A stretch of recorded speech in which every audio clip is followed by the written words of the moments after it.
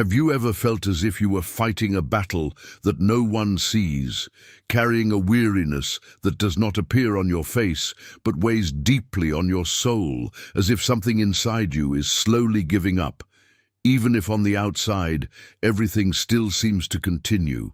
There is a kind of silence that is not the absence of sound, but an excess of thoughts.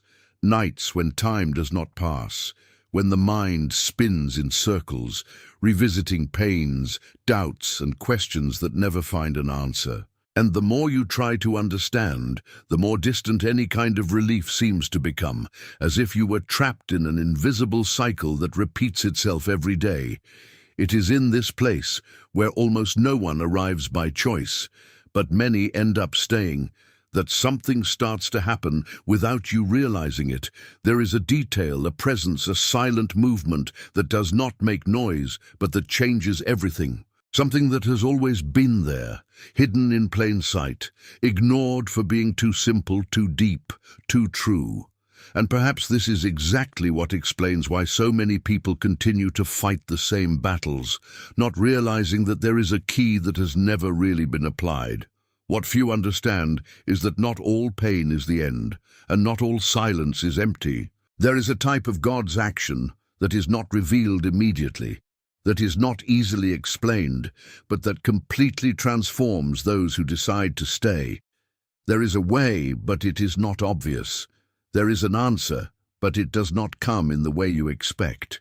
And there is a way out, but it requires something that most are not willing to do: see beyond what they feel. There is an ancient, powerful spiritual code that spans generations and has been made clear but rarely understood in depth. It is in the words of Jesus, in the details of Scripture, in the most unlikely moments of history. And when that code is activated, something changes, not just around you, but within you. The promise is not of a life without difficulties, but of a strength that is reborn even when all seems lost. As it is written, "But those who hope in the Lord will renew their strength. They will mount up with wings like eagles. They shall run and shall not be weary. They shall walk and shall not faint." Isaiah 40:31. And today, something different can begin if you stay until the end and allow this truth to reach not only your ears, but your inner self. In this video, you'll begin to realize that many answers that seem far away are closer than you think, hidden in details that almost always go unnoticed. Each teaching has been chosen to touch deep areas of your life, bringing direction when there is confusion, strength when tiredness dominates, and clarity when everything seems meaningless.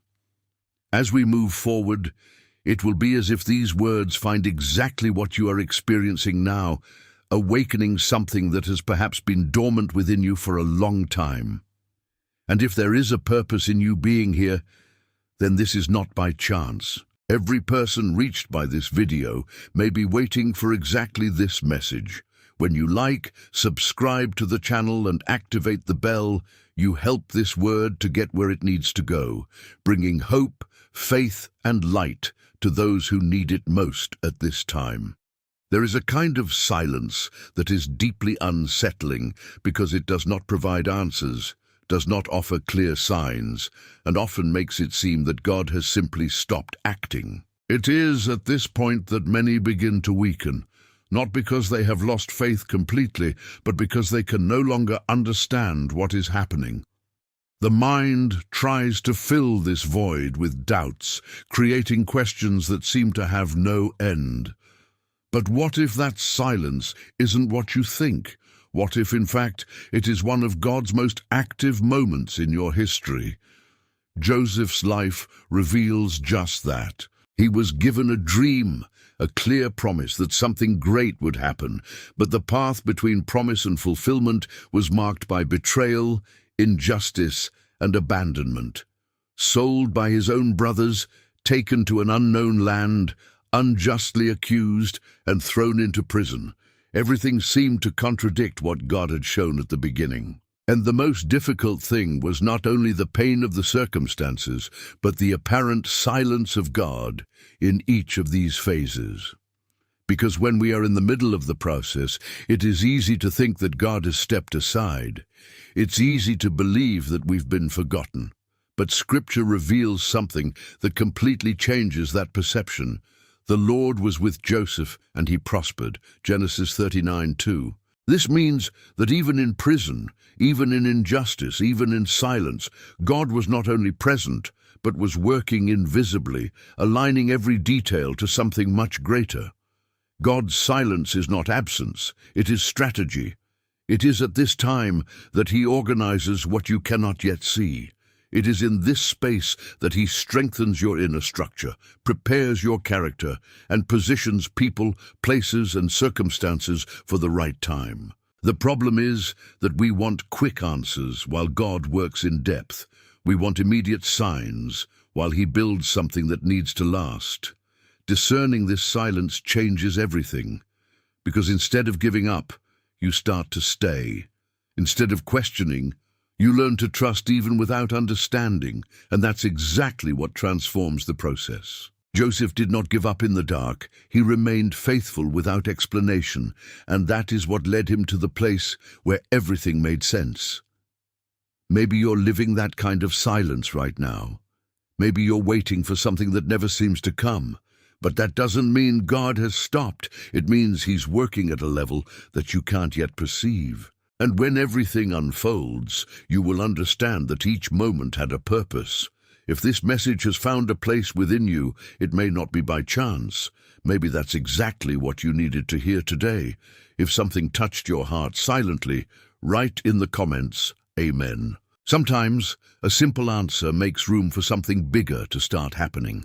There are times when life not only becomes difficult, but seems to fall apart completely, as if everything that gave meaning to the path was simply ripped away at once. And perhaps most disconcerting is not just the loss itself, but the feeling that none of it makes sense, as if God has allowed something that surpasses any human explanation. It is in this territory of deep pain that Job's story begins to speak in a different way, not as a distant account, but as a mirror of crises that many face in silence. Job didn't just lose possessions or comfort, he lost structure, security, bonds, and, for a moment, even the clarity of what was going on around him. Everything that supported its stability was removed, and what remained was a scenario of unanswered questions. And this is exactly where one of the greatest difficulties of faith arises: to continue believing when everything seems to contradict what you have always trusted. Because it's easy to keep faith when everything is fine, but when everything comes crashing down, faith stops being a concept and becomes a daily choice. Job questioned, suffered, cried, but at no time did he completely break his connection with God. And this reveals something profound. God does not reject those who ask. He reveals himself to those who remain. What looks like destruction is often deconstruction. God allows certain structures to fall not to destroy you, but to remove that which would not sustain what is to come. There are things that seem essential, but are actually preventing a deeper level of transformation. And when they are removed, it hurts, confuses, destabilizes, but also makes room for something much bigger. At the end of the journey, Job not only recovers what he lost, but achieves something he did not have before. He declares, "I knew you by hearing, but now mine eyes see you." Job 42:5.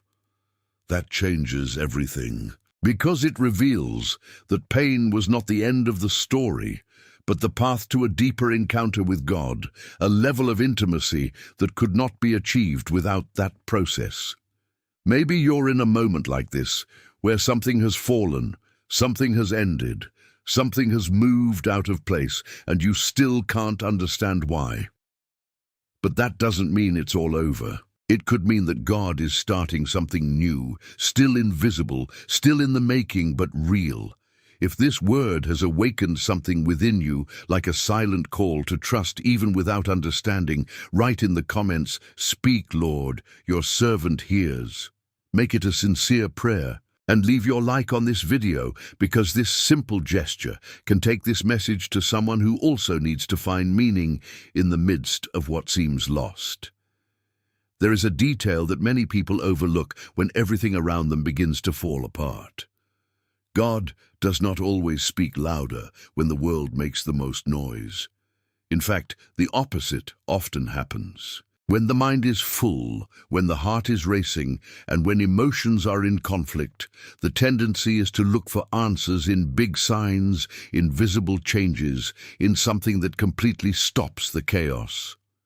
But what if the answer doesn't come that way? What if it is already being released in such a subtle way that it can only be perceived by those who decide to silence it from within? Elijah came to this point. After facing intense challenges, he found himself tired, emotionally drained, running away, and trying to understand what still made sense to continue. He climbs Mount Horeb carrying weight, doubts, and an inner silence very similar to the one many people live today. And then something powerful happens. A strong wind passes by, capable of breaking rocks. Then an earthquake shakes everything around. Then the fire manifests itself. Anyone would think that God would be in one of these impressive signs, but it wasn't. Scripture reveals something that completely changes the way God is perceived. And after the fire, a gentle whisper, 1 Kings 19:12. It is in this whisper that God speaks. Not in the noise, not in the agitation, but in something almost imperceptible. This teaches that the problem has never been the absence of God, but the lack of sensitivity to recognize how He chooses to speak. Because while everything is noisy on the outside, God seeks space within you. And this space is not created in a hurry, nor with anxiety, but with a silent decision to slow down inside. Spiritual discernment is born when you stop looking for God only in the extraordinary and begin to perceive His presence in the simple, in the discreet, in what almost goes unnoticed. Many answers you seek will not come as a sudden change, but as a light direction, an aligned thought, an unexpected peace in the midst of confusion. And if you're not attentive, you can ignore the very thing that's guiding you. God keeps speaking, but not everyone is listening because they are expecting something different from what He has decided to do. Maybe today what you need is not more strength, but more sensitivity. No more immediate answers, but more spiritual insight. Because when you learn to recognize that voice, everything changes, even if the circumstances haven't changed yet. If at any time you have felt this whisper, even if it was weak, almost imperceptible, write in the comments, "God is with me." Sometimes stating this is the first step in beginning to hear more clearly what He never failed to say. There is something profoundly challenging about waiting time because it directly confronts our need for control. Waiting is not just not having what we want, it is dealing daily with the feeling that something important has not yet happened, even when it has already been promised. And it is exactly in this space that many begin to doubt. Not the promise itself, but the time when it will be fulfilled. The question that echoes silently is always the same. Why is it taking so long? Abraham lived this conflict intensely. He was given a clear promise, something impossible to human eyes, something that seemed too great to ignore. God spoke, guaranteed, confirmed. But time began to pass. Days became months, months became years, and what seemed so close began to seem distant. And this is where most get lost, because waiting starts to feel like a sign that something has gone wrong. But what was happening was not delay, it was construction. God wasn't just preparing the miracle, He was preparing Abraham. Because there are promises that require more than desire, they require inner transformation. They require a faith that does not depend on immediate signs, a trust that remains even when there is no visible evidence. Waiting has a purpose that is not always perceived at first. It reveals what is inside you, exposes insecurities, confronts expectations, and at the same time strengthens what needs to be developed to sustain what is to come. Because receiving something before you are ready can be just as harmful as never receiving it at all. The word says, "I waited patiently for the Lord, and he bowed down to me and heard my cry." Psalm 41. This shows that waiting is not passive, it is active. It's not about standing still, but about continuing to trust, adjusting the heart, maturing spiritually as God's timing is fulfilled. Abraham not only received the promise, he became someone capable of sustaining it. And this was only possible because he went through the process, because waiting has not only transformed their history, it has transformed their identity. Perhaps you are exactly in that place right now, waiting for something that does not seem to arrive, carrying a promise that has not yet materialized. But that doesn't mean God has forgotten. It means He's working on a deeper level than you can see. The promise still stands, but the process is also necessary. If you've made it this far, there's a reason. Something inside you is still seeking. You are still trying to understand. You are still open to something greater. And that matters. Because at the end of this path, there is a prepared moment, an encounter with God that can renew your strength and bring clarity to what today seems confusing. Stay until the end, because that moment can mark a real change within you. There is a point in the spiritual journey when reality seems to impose such strong limits that hope itself begins to weaken.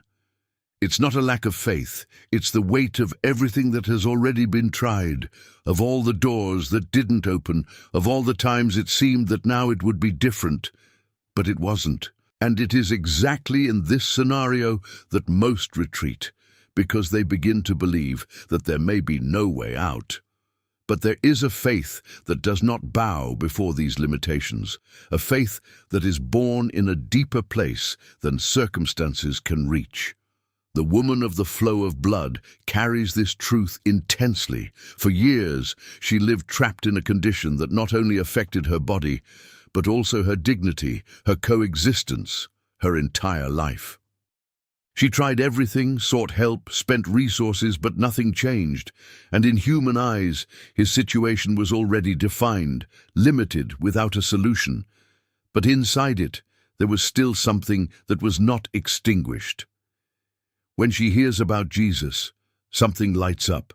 There were no guarantees, there were no direct promises to her at that moment, but there was a quiet conviction that began to grow. And this conviction did not remain only in thought, it was transformed into action. Even in the midst of the crowd, even facing social, physical, and emotional barriers, she decides to move forward. This reveals something powerful. True faith does not wait for the perfect scenario. It moves in spite of it. Scripture records the thought that changed everything. If I will only touch his robe, I will be healed. Mark 5:28. Realize the strength of this. She did not ask permission, did not seek external validation, did not wait for ideal conditions. She believed and acted. And it is exactly this combination that many fail to experience, because believing without acting keeps everything in the same place. The moment she touches Jesus, something immediate happens. It wasn't gradual, it wasn't uncertain, it was instantaneous, because when faith meets action, the impossible begins to lose strength. And more than physical healing, there is something even deeper. Jesus perceives, stops everything, and calls her near. He doesn't just heal, he recognizes, validates, restores completely. Maybe there is something inside you that you still believe, even after so many failed attempts. Perhaps there is a small flame that insists on not going out, and this is already a sign that it is not over yet. Because the faith that survives the impossible is not the one that has never been tested, but the one that has decided to continue even without guarantees. If that word has awakened something within you, like a quiet impulse not to stop now, State in the comments, "Lord, I receive your teachings." Make it a step of faith. And leave your like so that this message reaches other people who also need to find the strength to continue. There are times when life seems too ordinary, too repetitive, as if nothing new is happening, and as if the purpose has been lost in the midst of day-to-day responsibilities. And it is exactly in this type of scenario that many fail to notice something essential. God does not only call in great moments, he calls in the middle of the routine, in the silence of ordinary days when no one is looking. The problem is that many times the person does not feel ready, does not feel capable, and therefore begins to ignore signs that could completely change the course of their story. Moses was like this. After all that he had lived, he had settled down to a simple life, away from the great events, taking care of sheep in the desert. To human eyes, it seemed that his story was already defined, without great expectations, without major changes. But God does not see as man sees, and in a seemingly ordinary moment, something catches his attention, a bush that burns, but is not consumed. That was not just a phenomenon, it was a call. And as Moses approaches, he hears something that changes everything. Moses, Moses, Exodus 3:4. God does not call it generically, he calls it by name. This reveals something profound. God's call is personal. It is not based on comparison. It does not depend on who you were or were not, but it is linked to a specific purpose that only you can fulfill. Even so, Moises' first reaction was not confidence, it was resistance. He began to present reasons, limitations, insecurities. He said he wasn't capable, that he didn't know how to speak, that he wasn't the right person, and this reveals something that still happens today. Often, the biggest obstacle is not outside, it is inside. It is the voice of doubt trying to override the voice of God. But God does not shrink from human insecurities. He answers directly, "I will be with you," Exodus 3:12. This phrase completely changes the scenario because it shows that the call was never about Moses' ability, but about God's presence with him. And this remains true. When God calls, he also sustains, empowers, and directs.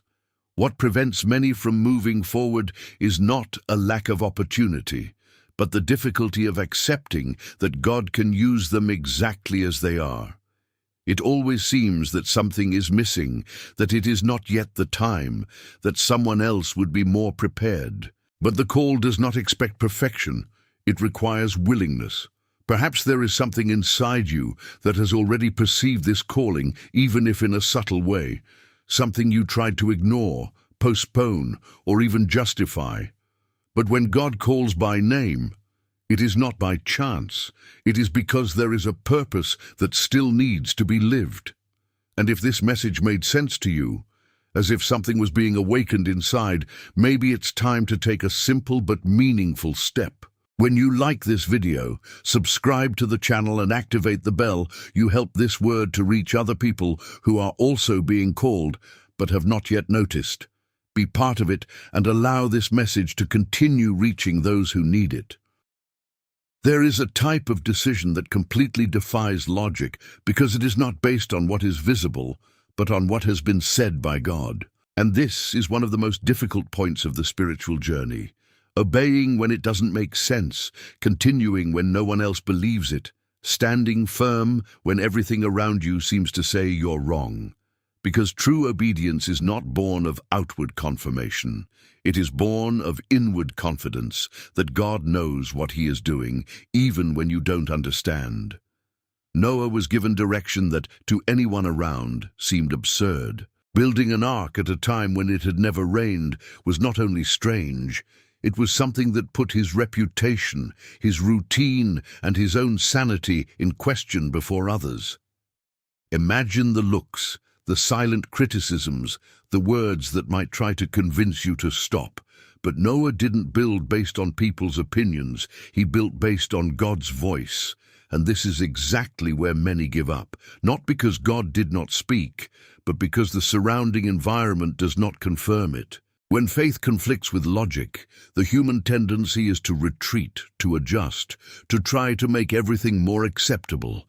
But the obedience that transforms destinies is the one that remains intact, even when there is no validation. The Word records something powerful. Noah did everything exactly as God had commanded him. Genesis 6:22. It was not partial. It was not adapted. It was not negotiated. It was complete. And this reveals that obedience cannot be selective. It must be whole. Because small concessions can compromise great purposes. While Noah was building, nothing seemed to happen. There were no immediate signs that it made sense. It was repetition, continuous effort, days that seemed the same, results that did not yet appear. And this is a lot like moments in life when you keep doing what you believe is right, but you don't see a return. It is at this point that perseverance becomes essential. The ark was not built in a day, and the promise was not immediately fulfilled either. But when the time came, what seemed exaggerated turned out to be salvation. Obedience that was once questioned has become the key to survival. And it teaches you something that can't be ignored. What God asks for today may seem difficult, but tomorrow may be just what sustains you. Maybe there's something God has already put in your heart, a direction you've been avoiding because it seems too challenging or because no one around you understands. But the question isn't whether it makes sense to others, it's whether you recognize God's voice in that. And since this message has reached you, perhaps it is time to expand this faith beyond yourself. Think of someone who needs direction, strength, a fresh start. Write that person's name in the comments. By doing so, you connect to a chain of faith, where every name presented here becomes a living prayer, and together we can believe that God is still at work, even when everything seems uncertain. There is something that completely challenges the way people usually see value, capacity, and destiny, because almost always the world measures strength by what is visible, by size, by experience, by appearance. But God operates in a completely different logic, where what seems small, improbable, or even ignored carries potential that no one can immediately see. And that's exactly why many underestimate what God is about to do. David was just a shepherd. He was not on the battlefield. He did not wear armor. He had no prominent position. While everyone looked at the experienced warriors, no one imagined that the answer would come from someone who was not even considered for that situation. But God is not limited to human expectations. When he chooses to act, he chooses paths that confound logic to make it clear that power comes from him, not from circumstances. Goliath represented everything that seemed impossible to beat. He was great, experienced, feared. For days, no one had the courage to face him. Fear dominated, doubt paralyzed, and the feeling was that this situation had no solution.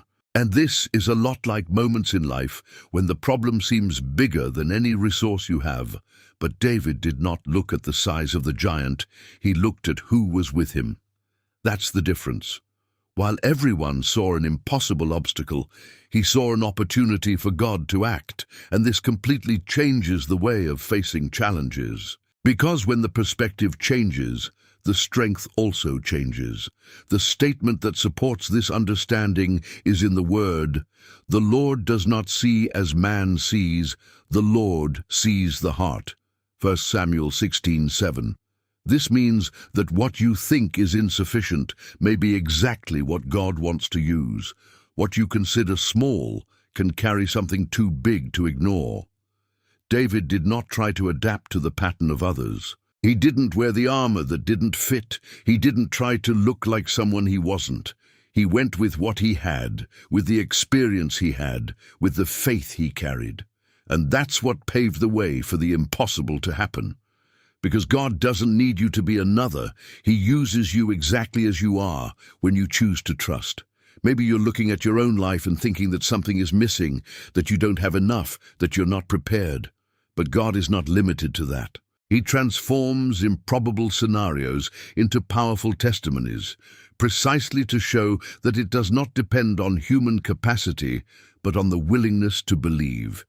And when David came forward, it wasn't just a personal victory. It was a clear demonstration that what no one believed can come true when God is involved. The improbable becomes the perfect stage for the manifestation of God's glory. None of this happens by chance. If you're hearing this message right now, there's a bigger reason behind it. Stay until the end, because there is still something that can touch your heart deeply and bring a clarity that perhaps you have been seeking for a long time. There is a loss that is not visible to the eye, but that completely transforms the way a person lives, the loss of one's own identity. It's not about forgetting the name or the story, but about failing to recognize who you really are. And this does not happen all at once. It happens gradually, in decisions, withdrawals, choices that seem small, but that create distance between the person and what God has called them to be. When you realize it, there is no longer any clarity, just a void that is difficult to explain. The trajectory of the prodigal son reveals exactly this process. When he decides to leave his father's house, he is not only seeking freedom or new experiences, he is, without realizing it, giving up his identity. Because away from the presence of the Father, everything that was once a certainty begins to dissolve. What seemed like independence turns into loss. What seemed like conquest turns into scarcity. And there comes a time when he no longer sees himself as a son, but as someone who does not deserve to return. This is one of the most critical points of the spiritual journey, when the person begins to believe that he has gone too far, that he has made too many mistakes, that there is no more room for return. The mind creates justifications, the heart closes, and the original identity seems impossible to recover. But it is exactly in this place that something begins to change. Scripture says that he came to his senses. This means that, in the midst of the pain, there was an awakening. He realized that his current condition did not reflect who he really was, and this recognition is the first step towards restoration. Because as long as the person does not realize it, he remains imprisoned. But when there is awareness, the possibility of return is born. The way back was not easy, it was not full of certainties, but it was sincere. And when he was still far away, his father already saw him. This reveals something powerful. God never loses sight of those who have strayed. Even before any word, before any explanation, the Father runs towards him. And the hug that happens there is not only emotional, it is restorative. But the Father said to his servants, "Hurry, bring the best clothes and wear them. Put a ring on your toe and sandals on your feet." Luke 15:22. Every detail of this moment carries meaning. The clothes represent dignity, the ring represents authority, the sandals represent belonging. Everything that seemed lost is returned. This shows that God does not treat you on the basis of your error, but on the basis of the identity that He Himself has established. He doesn't negotiate who you are. He restores completely when there's a heart willing to come back. No matter how far someone has strayed, there is always a way back. There is always a chance to start over. And perhaps, in the silence of your heart, there is this feeling that something needs to be restored, not just external circumstances, but something deeper, something connected to the essence, to the identity. And this restoration does not begin on the outside, it begins within. The moment you decide to see yourself again as God has always seen.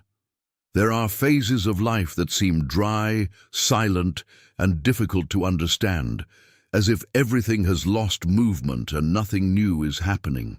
It is in this type of scenario that many begin to question whether God is still present, because the environment shows no signs of progress, does not bring comfort, or offer quick answers. But what looks like abandonment is often one of the most intense places of spiritual formation. The people of Israel lived exactly that. After being freed from a reality of slavery, the natural path would be to imagine that everything would improve quickly. But instead, they were led into the wilderness, a place without abundant resources, without visible security, without control. And it is at this point that the big question arises: why would God take someone to such a place? The answer lies in something deeper than external circumstances. The desert wasn't about lack, it was about learning. It was an environment where everything they believed to be enough began to be confronted. Self-sufficiency, the old references, the human securities, all of this needed to be broken so that something new could be built. Because it is not possible to live a promise carrying the mentality of an old time. The word clearly reveals, remember how the Lord your God led you all the way in the wilderness to humble them and put them to the test, that they might know their intentions. Deuteronomy 8:2. This does not talk about punishment, it talks about alignment. God wasn't trying to destroy them, he was molding their hearts for something greater. In the desert, every detail becomes meaningful. The water that appears at the right time, the food that arrives daily, the direction that reveals itself step by step. All this shows that God did not stop providing, he just changed the way he taught. And this type of teaching is deeper because it does not depend on excess, it depends on trust.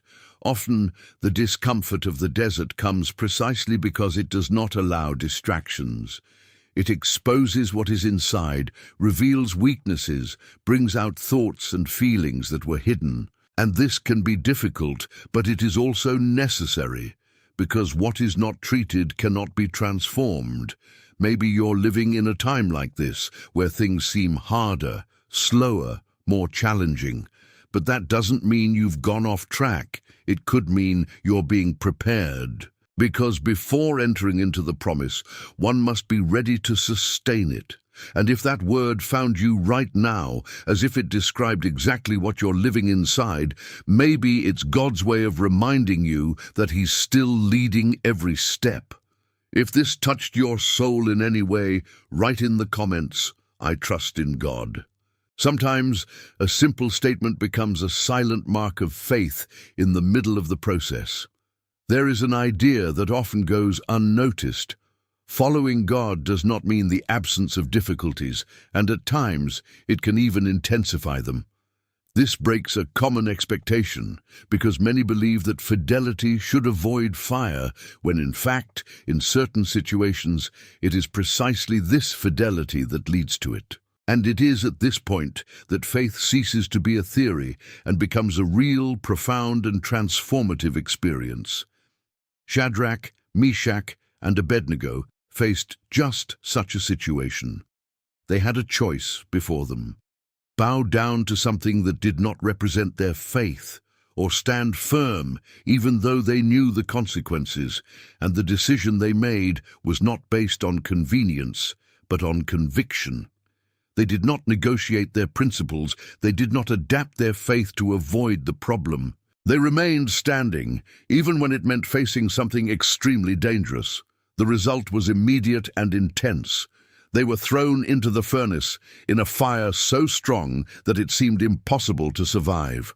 And this is exactly where something powerful happens, because in human eyes, that was the end. There was no way out, there was no visible solution. But God does not work limited to what the eyes can see. The word describes a surprising moment. I see 4 men loose, walking in the midst of the fire without being burned. And the 4th is like a son of the gods. Daniel 3:25. That changes everything. They weren't just surviving, they were walking through the fire. And more than that, they were not alone. God's presence was there in the midst of what was to destroy them. This reveals a truth that transforms the way we look at difficulties. God does not always stop fire, but he makes sure that fire does not have the final word. His presence sustains, protects, and transforms even the most hostile environments. And what seemed like destruction becomes a testimony. The faithfulness of these men did not free them from confrontation, but attracted something greater than protection itself. It attracted the manifestation of God's presence in a visible and unquestionable way. And this continues to happen. There are times when standing firm will feel difficult, uncomfortable, even lonely. But it is exactly in these moments that something supernatural can happen. Maybe you're facing a kind of fire right now, something that seems intense, that challenges your faith, that makes you question whether it's worth standing firm. But this story shows that it is not the environment that defines the end, it is the presence of God in it. And when He is present, even what seemed impossible begins to transform. If you've come this far, it's not by chance. There is something being awakened within you, something that can strengthen your faith in a way that you have not yet experienced. Don't leave now. Continue to the end, because there is something deeper being prepared to touch your life in a real way. There is a silent struggle that many people face every day, the constant attempt to appear strong, when inside there is a sense of limitation, of weakness, of something that has not been resolved. It is like carrying an invisible weight that no one sees, but that influences thoughts, decisions, and even the way we relate to God. And the most challenging thing is when, even praying, asking, seeking, it doesn't disappear.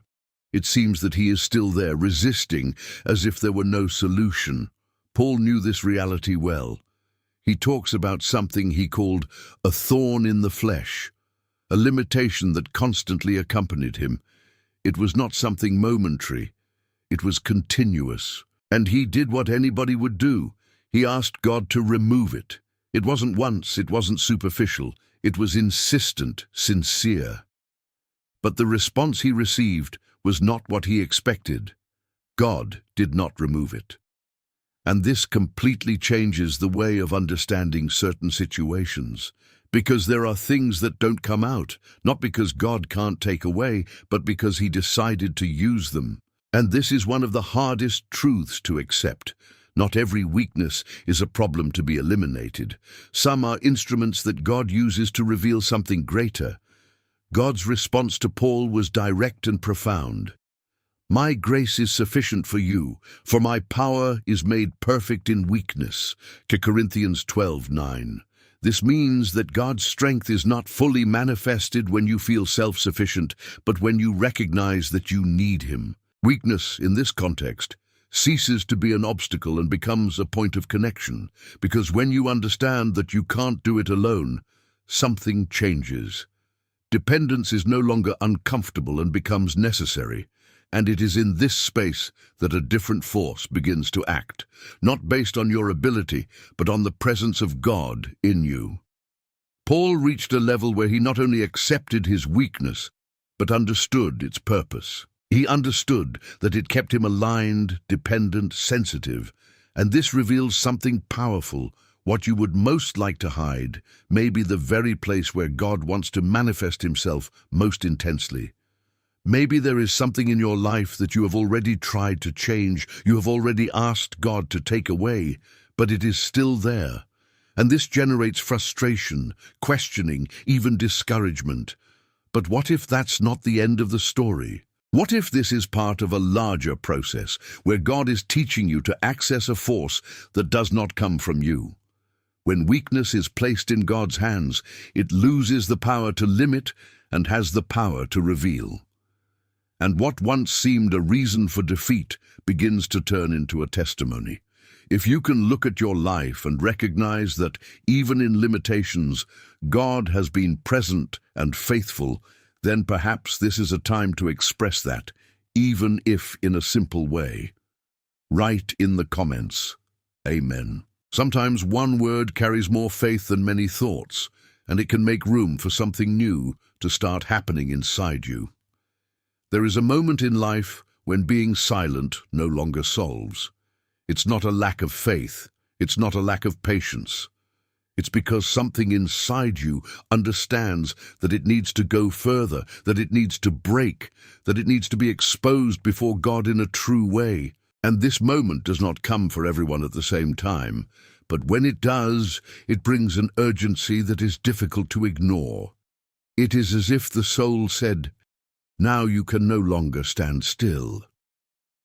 Bartimaeus lived on the margins, accustomed to being ignored, limited by a condition that prevented him from living fully. He already knew the routine. He already knew how people reacted. He already understood the place he occupied in society. But on that day, something was different. He hears that Jesus was passing by, and it awakens something immediate within him. It wasn't just curiosity, it was perception. He understood that this moment was not ordinary, and then he does something that changes everything. He begins to cry out, "Jesus, Son of David, have mercy on me," Mark 10:47. It was not a silent prayer, it was not something discreet. It was an intense, direct cry, loaded with real need. And immediately voices appear around trying to silence him. People telling him to be quiet, trying to control his attitude, as if that wasn't the right time or way. But Bartimaeus does something that reveals the level of his faith. He is not silent. On the contrary, he cries out even louder. Because when someone recognizes that they are facing a unique opportunity, the opinion of others loses strength. The fear of judgment diminishes, and the need to be heard by God becomes greater than any external pressure. This teaches something profound. There are times when faith needs to come out of silence and become expression, moments when you can no longer keep it, to postpone, to try to look strong. It is necessary to cry out. It is necessary to seek. It is necessary to break internal and external barriers, because true crying is not born of appearance, it is born of necessity and conviction. And when Bartimaeus insists, something happens. Jesus stops. In the midst of the crowd, in the midst of the movement, in the midst of so many voices, a specific clamor draws attention. This shows that God does not ignore those who sincerely seek. No matter how many people are around, no matter the context, when the cry is true, it is heard. And more than listening, Jesus answers. He calls Bartimaeus closer, makes room for him to speak, for him to express himself, for him to declare what he needs. And this reveals that God doesn't just listen. He draws near, he responds, he transforms. Perhaps there is something inside you that can no longer be stored, a need, a pain, a request that needs to be placed before God in a more intense way. And perhaps this is the time to no longer be silent, not to postpone any longer, to no longer ignore what is inside your heart. This word is not for everyone. If you are here now, it is because something greater is being prepared for you to understand and live. Are you ready to go on and discover what can still be transformed in your story? There is a silent trap that many people face without realizing it. The idea that they can walk alone and still remain spiritually strong. At first, this may even seem possible because the routine continues, responsibilities follow, and on the outside, everything seems under control. But over time, something begins to weaken inside. Faith loses intensity, spirit decreases, and that strength that once sustained begins to waver. This is because the spiritual walk was never designed to be solitary. The early church understood this deeply. They didn't just live in close physical proximity, but connected in essence. They shared their lives, their struggles, their joys, their needs. There was a sense of real belonging where no one walked alone. And this created a solid foundation that supported each one. Even in the most difficult moments, the word describes all who believed were held together and had all things in common. Acts 2:44. This goes beyond sharing resources. It talks about sharing one's own life. This fellowship was not just a detail, it was an essential part of spiritual growth. Because when a person isolates himself, he begins to depend only on his own strength, and that, at some point, fails. In communion, there is support, encouragement, correction, and strengthening. There is someone to remind you of what you could forget on your own. Isolation often feels comfortable. It avoids conflicts, avoids exposure, avoids vulnerability. But it also limits growth, weakens faith, and reduces the perception of God acting through other people. Because God does not only manifest himself individually, he also reveals himself in the connection between people who are seeking the same direction. In the early church, there was something that made all the difference: unity. And unity does not mean perfection. It means commitment. It means choosing to stay connected, even with differences, even with challenges. Because the focus is not on human failings, but on the presence of God that manifests itself in this environment. When you're connected with others who share the faith, something changes. The load becomes lighter, hope is renewed more easily, and the walk is no longer heavy. There is a collective force that sustains, that lifts, that pushes. Perhaps at some point you have moved away, have chosen to walk more alone, or have even closed yourself off from past experiences. But that doesn't change the principle. You weren't created to walk in isolation. There is a place of communion that strengthens, restores, and sustains. And often, the next step is not something grandiose, but simple. It is to allow yourself to be connected again, to make room to share, listen, and walk together. Because when communion is true, faith ceases to be just individual and becomes a living force that sustains all who are part of it. There is a subtle but extremely powerful difference between seeing and discerning. Many people see, analyze, interpret based on what is in front of their eyes, but still make decisions that over time reveal unexpected consequences. This is because not everything that seems right really is, and not everything that seems good carries God's direction. This is where something that goes beyond human logic comes in: spiritual discernment. Solomon, when given the opportunity to ask God for anything, did not ask for riches, did not ask for power, did not ask for victory over enemies. He made a request that reveals maturity and depth. Give your servant a heart full of discernment to rule over your people, 1 Kings 3:9. He understood that without discernment, even great achievements could become dangerous. Because the problem has never been just what you have, but how you decide. To discern is to see beyond appearance. It is to realize what is hidden behind words, situations, and opportunities. It's feeling when something isn't aligned, even if outwardly it looks perfect. And this becomes essential in a world where everything is fast, where decisions are made in a hurry, and where distractions are everywhere. Often the mistake does not happen due to lack of intention, but due to lack of perception. The person believes that he is on the right path, but does not notice small detours that over time become great distances. And when he realizes, he is already far from what God had directed. Therefore, discernment works as a protection, a filter that prevents momentary choices from compromising a greater purpose.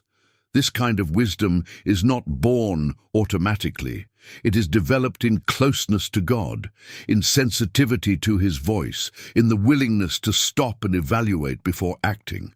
Because not every open door comes from God, and not every difficulty means that the path is wrong. Without discernment, it's easy to mistake opportunities for distractions and challenges for signs of giving up. When discernment is active, something changes within you. Decisions are no longer impulsive and become conscious. The haste loses strength, and the direction gains clarity. You start to notice details that previously went unnoticed, and this protects you from choices that could have unnecessary consequences. Perhaps you have experienced moments when you looked back and thought that you could have decided differently if you had seen better. This is not a reason to blame. It is a sign that there is room to grow in this area. Because God remains willing to give discernment to those who ask sincerely. And as that message reaches you, there is a quiet opportunity to not only listen, but also become a conduit for others to receive that same direction. When you interact with this content, liking, subscribing, and activating the bell, you help this word reach people who also need clarity, protection, and direction. Thus, something that started here can reach many more lives than you imagine. There are times when life seems to get completely out of control, as if something had interrupted a path that seemed right, planned, organized. And in these moments, the first reaction is almost always frustration, confusion, and even resistance, because when something is interrupted, the immediate feeling is of loss, of delay, of something that went wrong. But not every interruption is a mistake. Some are direct interventions by God to keep you from continuing in a direction that would not lead you to the right purpose. Jonas lived this intensely. He received a clear direction, a specific calling, but decided to go the other way. It wasn't for lack of understanding, it was a choice, and this reveals something important. Deviation does not always happen out of ignorance. It often happens out of resistance. Because obeying isn't always comfortable. It doesn't always make immediate sense, and it doesn't always fit into the plans that the person would like to follow. But when there is a greater purpose involved, God does not simply allow everything to continue as if nothing is happening. He intervenes, and this intervention does not always come smoothly. In Jonah's case, it came like a storm, a chaotic scenario that completely exposed that something was out of place. And it is interesting to realize that many times external chaos is a reflection of an internal misalignment. Jonas tries to run away, tries to hide, tries to stay in control of the situation.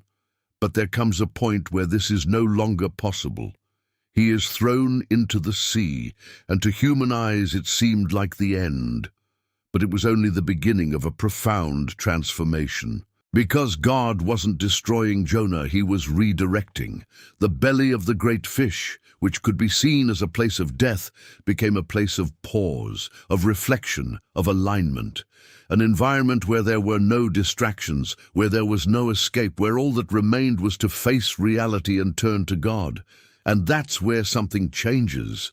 Jonas prays, he recognizes, repositions himself. In my distress I cried unto the Lord, and he answered me. Jonah 2:2.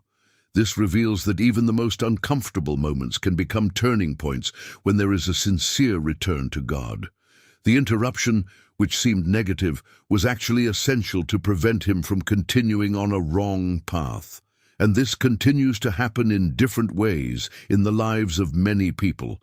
Not everything that is interrupted is lost. Sometimes it is protected, sometimes it is corrected. Sometimes it is redirected to something that you cannot yet see. The problem is that, at the moment of interruption, it is difficult to perceive this. But over time, clarity arrives. Maybe there's something in your life that has been interrupted and still doesn't make sense, something you wish had continued but didn't. And this still raises questions, but this story shows that God does not waste interruptions. He uses each of them to align, adjust, and lead to something bigger, even if it's not evident at first. There is a kind of pain that seems definitive, as if it has crossed a threshold where there is no return. It is when something important is lost, when a situation reaches a point where, humanly speaking, there is nothing more to do. And in that place, hope begins to disappear silently, not all at once, but little by little, as if the soul itself began to accept that it is really over. This is one of the hardest moments to face, because it's not just about what's been lost, but about what seemed impossible to recover. This is exactly what happened in the story of Lazarus. When the news reached Jesus that he was sick, everyone expected an immediate response, a quick intervention, something that would prevent the worst. But time passed. The days have progressed, and what could have been avoided in human eyes happened. Lazarus died, and it was not something recent. He had already been in the tomb for days. The situation was not only difficult, it was considered irreversible. Martha and Mary carried within themselves the same question that many ask at times like this. Why not before? Why didn't God act when it still seemed possible to solve? This is one of the deepest questions of faith because it directly confronts God's timing. But what seemed like a delay, in fact, was preparing a revelation that would surpass any expectation. When Jesus arrives, the scene is already taken by pain, mourning, and the certainty that there was no more solution. But he does not move based on human perception. He declares something that completely changes the understanding of that moment. I am the resurrection and the life. He who believes in me, though he die, will live. John 11:25. This is not just a future promise. It is an assertion of authority over any situation, regardless of the state it is in. And then what no one else expected happens. In front of a closed tomb, in front of a reality already accepted as definitive, Jesus calls Lazarus out, and what seemed closed is restored. Life goes back to where everyone had already given up. This reveals that the human limit does not define the limit of God. How many times does something seem to have come to an end in your life? How many situations have been classified as impossible, with no solution, no turning back? This story shows that God does not work within these limitations. He acts beyond them. He does not depend on human time or visible circumstances to make something new happen. The hope that is reborn in pain is not based on what you see, but on who God is. And when he decides to intervene, even what seemed lost gains a new possibility. Maybe you're still looking at something like there's no way out, but that doesn't mean God is done.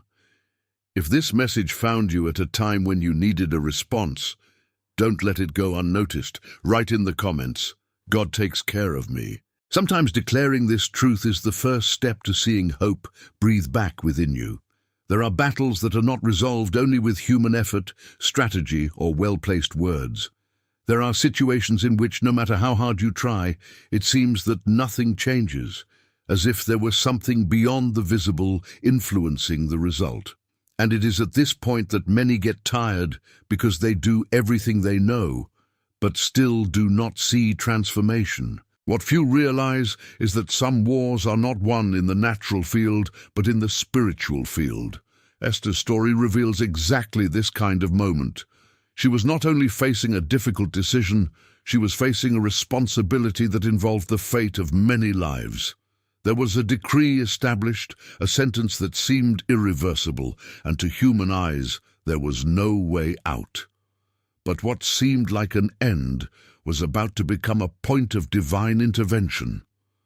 Esther could have remained silent. She could have protected herself, avoided the risk, moved on with her life without getting directly involved. But something inside her understood that this was not an ordinary moment.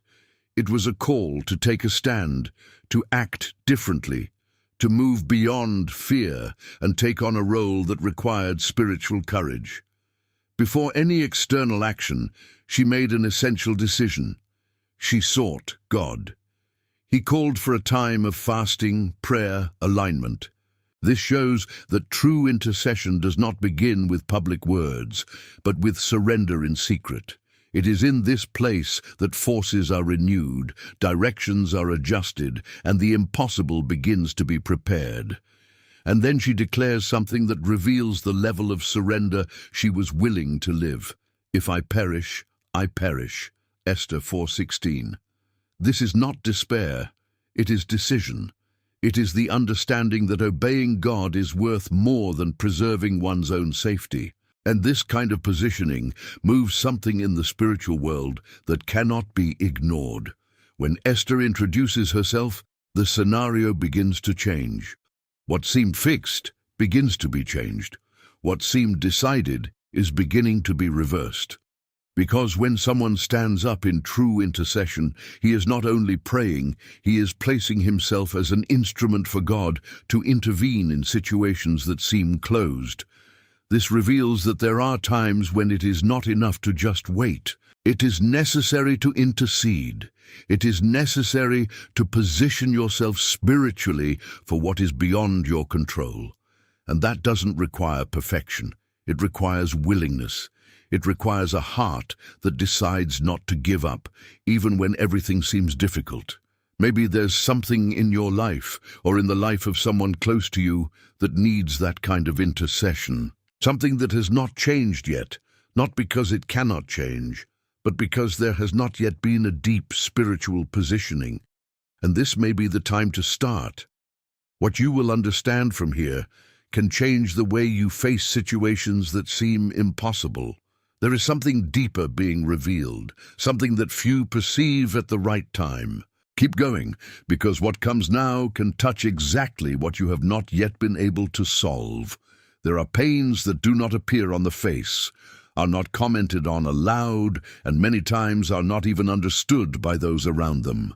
They are silent wounds, carried in the depths, which accumulate over time and shape thoughts, emotions, and even the way of relating to God.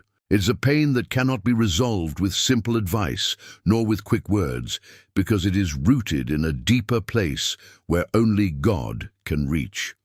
Anna lived exactly this kind of suffering. His barrenness was not just a physical condition, it was a constant source of emotional and spiritual distress. In an environment where being a mother represented honor and purpose, she carried the weight of comparison, pressure, and misunderstanding. Everyone around could even see her situation, but no one could feel what was really going on inside her. And this is repeated many times. People who continue to follow, smiling, fulfilling their responsibilities, but inside are fighting battles that no one knows. And the hardest thing is not just the pain, it's the feeling that no one can solve it. It is the limit of human solutions. But Anna does something that changes the course of her story. Instead of keeping everything inside or trying to solve it herself, she goes to the temple, and there she does not say an ordinary prayer. She doesn't use elaborate words. She doesn't try to impress. She doesn't follow a pattern. She simply pours out her soul before God. It is a moment of total surrender, where the pain is no longer hidden and starts to be presented with sincerity. This kind of prayer is not about form, it is about truth. It is when there are no more masks, no more control, just an open heart before God. And this touches something profound, because God does not ignore sincere tears. He does not distance himself from those who approach him with authenticity. The word reveals a powerful truth. It is the Lord who gives life and takes it away. He brings down to the grave and rescues from it. 1 Samuel 2:6. This shows that God has authority not only over external circumstances, but also over that which is dead or wounded within the soul. It restores, lifts, transforms. And the most striking thing about Anna's story is not only the visible response that came later, but the change that happened inside her even before that.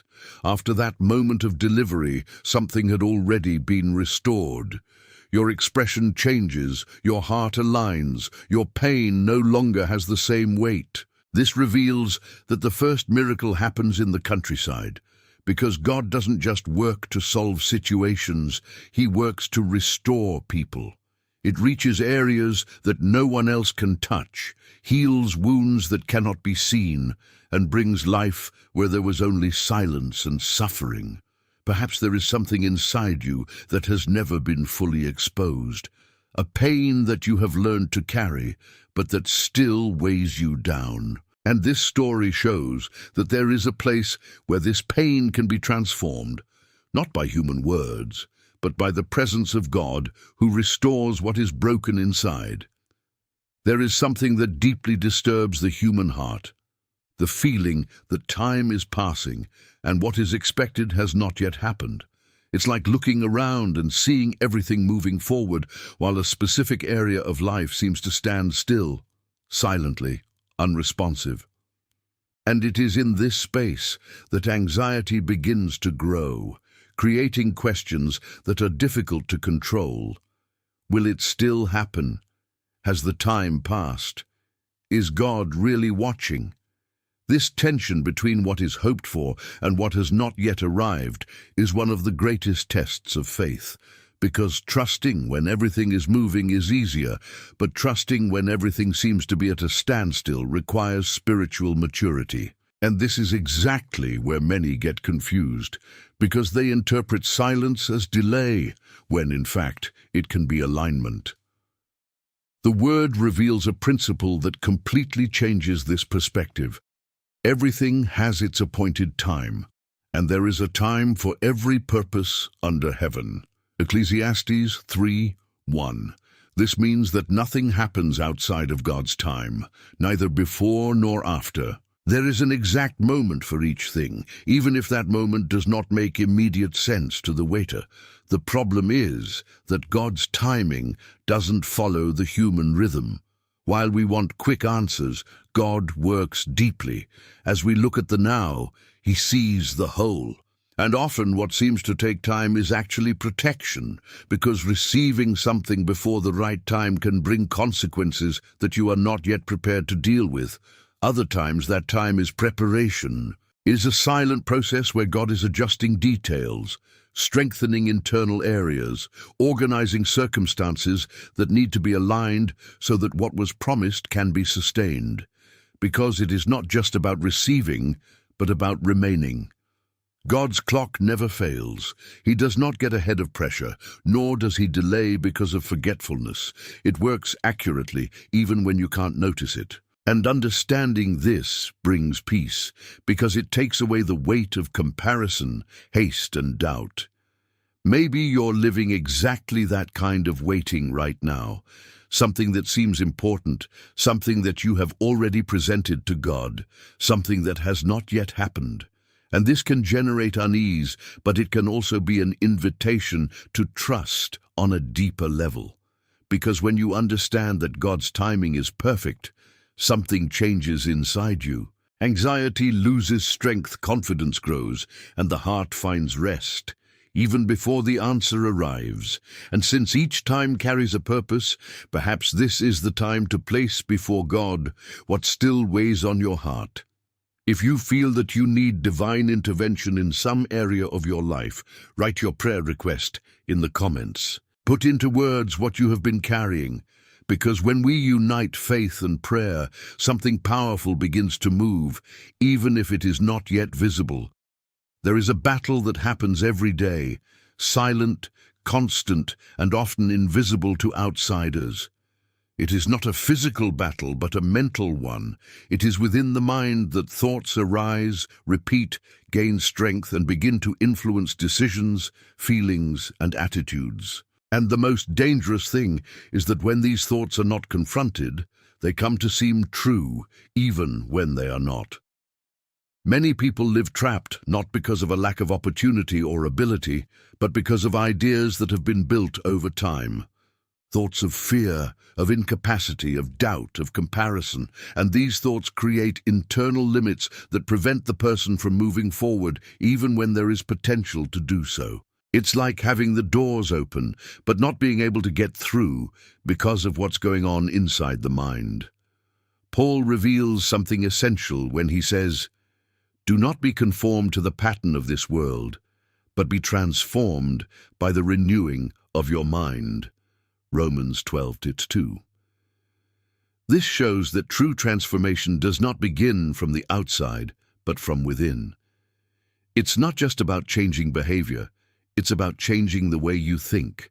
Because thought is the root of everything that comes after. The problem is that the mind does not automatically renew itself. It absorbs what is repeated, what is fed, what is accepted without question.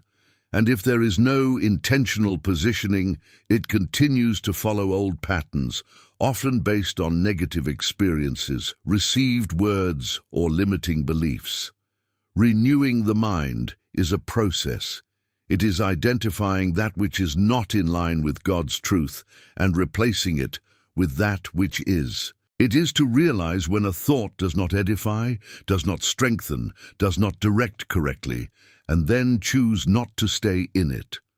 This requires attention, discipline, and, above all, decision. Because not every thought deserves space. Not every idea that comes up needs to be accepted. There is a spiritual filter that needs to be developed, where the person begins to discern what comes from God and what does not. And this completely changes the way of living, because decisions are now guided by truth, not by impulse. Many continue to be stuck in repetitive cycles because they haven't realized that change needs to start in the mind. They try to change attitudes without changing thoughts. They try to move forward, carrying beliefs that pull them back. And this generates frustration, because the effort exists, but the result does not follow. When the mind begins to align with God's truth, something changes profoundly. The way of seeing situations is transformed, the way of reacting adjusts, and what once seemed impossible begins to be faced with another perspective. The inner transformation becomes visible on the outside. Perhaps there are thoughts that you have already accepted as truth, but that need to be confronted. Ideas that have limited his advancement, his faith, his vision. And that's the turning point, when you decide not only to notice, but to renew. Because when the mind changes, the path also changes, and what seemed to be stuck begins to open up in a way that was not possible to see before. There is a natural tendency of human beings to focus on what is lacking. When resources are limited, when answers do not arrive, when reality does not correspond to expectations, the gaze is fixed on scarcity, and little by little, this shapes the feeling, generating worry, anxiety, and even discouragement. Because when everything seems little, the mind begins to believe that it is not enough. But there is a spiritual principle that completely changes this logic. When Jesus stood before a hungry crowd, the scene was not favorable. There was a need. There was urgency. There was a demand much greater than the available resources. 5 loaves and 2 fishes did not represent a solution. They represented insufficiency. Any human analysis would lead to the same conclusion. There is no way to solve this. But Jesus did not begin by looking at the problem. He did not deny the shortage, but he also did not allow her to define the situation. Scripture reveals something powerful. He took the 5 loaves and the 2 fish and looked up to heaven and gave thanks and broke them. Luke 9:16. Before any multiplication took place, there was gratitude. Before the miracle manifested itself, there was recognition. This reveals a principle that many ignore. Gratitude activates the supernatural. It's not about giving thanks only when everything is okay, but about recognizing God's presence even when it still seems little. Because when the focus changes, something inside you also changes. Scarcity ceases to be the center, and God takes that place. Gratitude doesn't just change what you feel, it changes how you see. What once seemed insufficient is beginning to be seen as a starting point. What seemed small begins to gain value, and it is in this environment that the miracle finds space to happen. Often, what prevents transformation is not a lack of resources, but the way these resources are perceived. When everything is seen as little, the tendency is to paralyze. But when there is recognition, even in the little, something begins to move. Because God does not depend on quantity, he responds to the posture of the heart. Jesus could have waited for more resources, he could have sought another alternative, but he chose to act with what he had in hand. And this shows that the miracle does not begin when everything is perfect, it begins when there is surrender. When that which seems little is placed before God with gratitude, he transforms. Maybe you're looking at some area of your life and thinking that it's not enough, that something is missing, that there's no way to move forward like this. But this story shows that what you have, when given with gratitude, can be exactly what God will use to do something greater. And if this truth found you in a different way, as if it awakened a new way of seeing what is in your hands today. Perhaps it is time to declare it. Write in the comments, God chose me, because when that awareness becomes real, even what seems small begins to carry a much greater purpose. There is a time in life when it seems that nothing is happening, as if everything is standing still, away from people's eyes, away from any recognition. It is a time when the effort is not seen, the struggles are not applauded, and the results do not appear immediately. And it is exactly in this place that many begin to question whether they are really on the right track. Because for the human mind, growth needs to be visible. But for God, growth begins in the secret. David lived this kind of reality. While others were seen, recognized, and considered strong, he was in the field, tending sheep, performing simple tasks, far from any prominence. To human eyes, there was nothing extraordinary going on there. But what no one saw was what God was forming within him. Every moment alone, every challenge faced in silence, every decision made away from the applause was building something that would be essential in the future. When the prophet Samuel was sent to anoint a new king, everyone expected that the choice would fall on someone who appeared strong, present, prominent. David's brothers were there, visible, prepared, aligned with what the people considered appropriate. But God does not move by appearance. He sees what is hidden, what is being formed inside. The Word reveals this truth directly. The Lord does not see as man does. Man sees the appearance, but the Lord sees the heart. 1 Samuel 16:7. This completely changes the way of understanding the process, because while many are concerned with what others are seeing, God is focused on what no one sees. And it is in this hidden place that he molds character, strengthens faith, and builds the foundation that will sustain that which is yet to be revealed. Anonymity then ceases to be a problem and becomes part of the process. It's not forgetting, it's preparation. It's not delay, it's construction, because what is done in secret carries a weight that cannot be improvised in the public. Many desire visibility, but are unwilling to go through the silent process that sustains it. David was not prepared in the palace, he was prepared in the field. It wasn't in the recognition, it was in the routine. It wasn't in the ease, it was in the invisible challenges. And when the moment came, it didn't have to become something new, it just revealed what had already been built over time. Maybe you're living exactly that time right now. A time when it seems that no one is seeing, no one is acknowledging, no one is noticing what you are doing. But that doesn't mean that nothing is happening.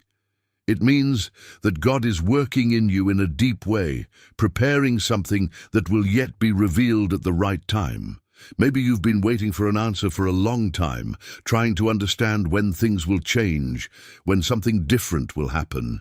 But there is something being built now in silence that can sustain what you still don't even imagine. So keep going, because what comes next may reveal something that will make sense in a way you've never noticed before. There is a kind of peace that cannot be explained by circumstances, because it is not born of what is around, but of what is inside. And this completely defies human logic, because normally peace is associated with the absence of problems, stability, control of situations. But what happens when all this is missing? When the scenario is uncertain, when the answers do not arrive, and when the heart tries to find rest but cannot, it is exactly at this point that many feel lost because they hope that peace will come after everything is resolved. But the truth is that there is a peace that comes before the solution, a peace that does not depend on the end of the storm, but on the presence of God in the midst of it. And this peace is not something superficial. It is something that sustains, that guards, that protects the interior even when the exterior is in disorder. Paul speaks about this directly, and the most striking thing is the context in which he writes. It was not a moment of comfort. It was not a favorable environment. Yet he declares, "And the peace of God, which surpasses all understanding, will guard their hearts and minds in Christ Jesus." Philippians 4:7. This means that this peace goes beyond logic, beyond understanding, beyond what can be explained. This peace is not the absence of conflict, it is the presence of God, bringing inner stability. It's as if, even with everything going on around you, something inside you remains steadfast. And this does not happen by chance. This peace is the result of a connection, a relationship, a surrender that allows God to occupy a space that was previously dominated by anxiety and fear. Because when the mind doesn't find rest, it starts to create scenarios, imagine problems, anticipate pain, and this wears out, tires, weakens, but when that peace comes in, it acts as a protection. It guards the heart against despair and the mind against thoughts that do not edify. This does not mean that difficulties disappear immediately, but it does mean that you are no longer overwhelmed by them. There is a difference between facing a problem with a restless heart and facing it with a sustaining peace. This peace does not negate reality, but it also does not allow reality to control you. Maybe you're living in a time when the mind doesn't stop, when the heart is overloaded, when anxiety tries to occupy all the spaces. But that word reveals that there is something available, something that does not depend on what is happening outside, but on the presence of God within you. And when that peace begins to be experienced, something changes. Decisions become clearer, the heart slows down, and faith finds a firmer place to remain, because it's not about having all the answers, it's about being sustained even without them. If this message has reached you, there is a purpose in it. Perhaps it is time to allow this peace to begin to occupy a larger space in your life. And if you want to continue receiving words that strengthen, direct, and renew, be sure to subscribe to the channel and activate notifications so that this connection continues to reach you in the moments when you need it most. There are wounds that do not disappear with time. They only hide in deeper places of the soul. They are marks left by words, attitudes, betrayals, and situations that have never been completely resolved. And even as life goes on, something inside remains stuck in what happened. The problem is that while the pain is fed, it not only remains, it grows. It turns into weight, into resistance, into a silent blockage that affects everything around. Joseph had every reason to carry this kind of pain, betrayed by his own brothers, sold as a slave, far from his home, from his history, from what he knew. He lived through injustices, faced situations that could have easily destroyed his confidence and hardened his heart. And for a long time, it seemed that it would not be repaired. But something different happened inside him throughout the process. As it all unfolded, God wasn't just changing your circumstances, He was working within you. Because there are pains that, if not treated, become part of the person's identity. And God didn't just want to get Joseph out of a situation, He wanted to set him completely free.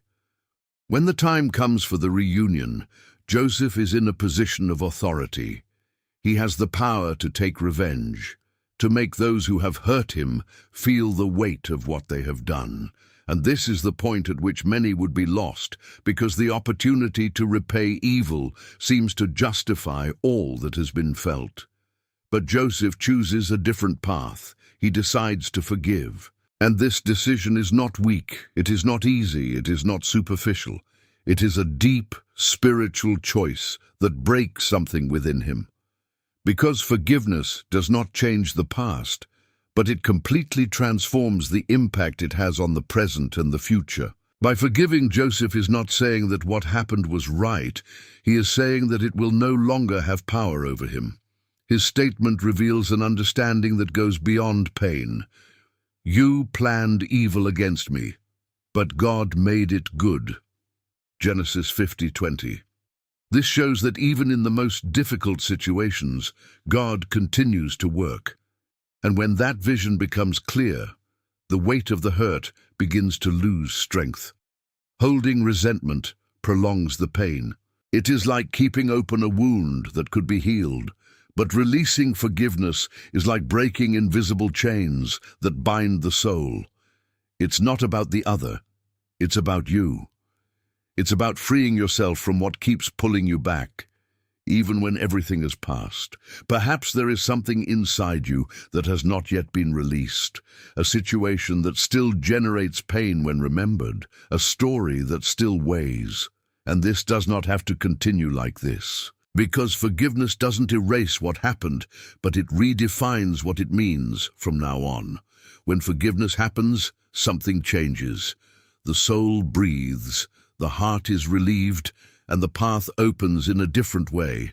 Because what you used to hold no longer has strength, and you start to walk more lightly without carrying what was not made to remain. There is a decisive moment in the spiritual life when believing is no longer enough. That's when faith needs to get out of thought and into movement, because as long as faith remains only in the idea, it does not produce change. It comforts, but it does not transform. And it is exactly at this point that many remain still, hoping to feel total security to act, waiting for all conditions to be favorable, waiting for fear to disappear completely. But true faith doesn't work that way. Peter was inside the boat, in the midst of a storm, seeing something he had never seen before: Jesus walking on the water. That didn't make sense. It didn't fit into any known logic. It was something that challenged everything he understood about reality. And yet, something within him was awakened. It wasn't just curiosity, it was a calling. When he says he wants to go to Jesus, the answer is simple and direct: come. Matthew 14:29. There was no explanation. There was no detailed assurance. There was no step-by-step plan. Just one word, and that word was enough. Because when God speaks, he does not only give direction, he frees the possibility of living what seems impossible. And then the defining moment happens. Pedro needs to decide, staying on the boat where there is a sense of security, or taking a step into the unknown, relying only on the word you have received. This is the point where faith reveals itself. Because faith is not the absence of fear, it is decision in spite of fear. Pedro gets off the boat, and for a moment he does what no one has ever done. He walks on water. This shows that the miracle did not begin when he was already walking. It began the instant he decided to leave. The first step activated what seemed impossible, but there is an important detail. When Peter takes his eyes off Jesus and focuses on the wind and waves, he begins to sink. This reveals that faith needs to be sustained, not just initiated. It is not enough to take the first step. It is necessary to continue looking at what generated this step. Because when the focus changes, trust weakens. Yet, even as he begins to sink, Peter cries out and Jesus holds him up. This shows that even when faith wavers, God's presence continues to sustain. It's not about perfection, it's about willingness to keep going. Perhaps there is something in front of you that seems impossible, something that defies your logic, something that requires more than just believing. And this may be the time to get out of the place where you are, not because everything is safe, but because you recognize the voice that called you. Few people will understand this message because it demands more than listening. It demands a response. But if you have come this far, there is something being awakened within you. Stay tuned, because what comes next may be just the impetus you were missing to take the next step. There is a type of awakening that cannot be ignored, because it is not born only from a thought, but from something that begins to burn inside. It's when you see a situation, perceive a reality, or understand a purpose, and it no longer leaves you at peace. It's not a passing emotion. It's not something that just comes and goes. It is a deep, constant discomfort that insists on remaining until some action is taken. Nehemiah experienced just that. When he heard about the destruction of Jerusalem, about the broken walls and the condition of his people, something within him was deeply affected. He could have gone on with his life normally, ignored the situation, or thought it wasn't his responsibility. But that is not what happened. That scenario generated in him a zeal that could not be silenced. His reaction reveals the intensity of that zeal. When I heard these things, I sat down and wept. I spent days in lamenting, fasting, and praying to the God of heaven. Nehemiah 1:4. This shows that spiritual zeal is not superficial. It involves the heart, the mind, the emotions, and the decisions. It moves the person from the inside out, creating a disposition that does not depend on convenience. This kind of zeal is not born out of nowhere. It arises when the heart begins to align with what matters to God. When something that once seemed distant becomes personal. When the pain of the other is no longer just information and becomes a calling. And this changes everything because the person stops living only for himself and begins to move for something bigger. True zeal is not limited to feeling, it leads to action. Nehemiah did not just mourn. After seeking God, he took a stand, took risks, faced challenges, and decided to be part of the solution. This shows that spiritual zeal is not passive, it is active. It drives decisions, generates courage, and sustains the journey even when difficulties arise. Often what is missing is not capacity, it is this kind of zeal. Because when he is present, the person finds strength that he did not know he had before. He faces obstacles with a different attitude, persists even when the path is difficult, and continues even when there is no recognition. Because it's not doing it for approval, it's doing it for purpose. Maybe there's something that once touched your heart differently, something you couldn't forget, something that keeps coming back to your mind. And this may not be a coincidence. It may be the beginning of a zeal being awakened, a direction beginning to form, a calling that is still taking shape within you. When the heart aligns with God's purpose, a strength is born that does not depend on circumstances, a flame that does not go out easily, a disposition that remains even when difficulties arise. And that's what turns intention into action, desire into movement, and faith into something that begins to impact not only you, but everything around you. There is a force that many people underestimate because it doesn't make noise, doesn't draw immediate attention, and doesn't depend on circumstances to exist. It is the joy that comes from God. Not that superficial joy, which appears only when everything is well, but a deep, firm joy, which remains even when the surrounding scenario does not cooperate. And that's exactly why it becomes so powerful. Because when challenges come, the first thing that is usually affected is the mood. Motivation decreases, hope begins to weaken, and little by little, a weight emerges that makes everything more difficult. It's not just about the problem itself, but about how it affects the inside. And when the interior is shaken, even small situations become big obstacles. But the Word reveals a principle that changes that dynamic. The joy of the Lord is his strength. Nehemiah 8:10.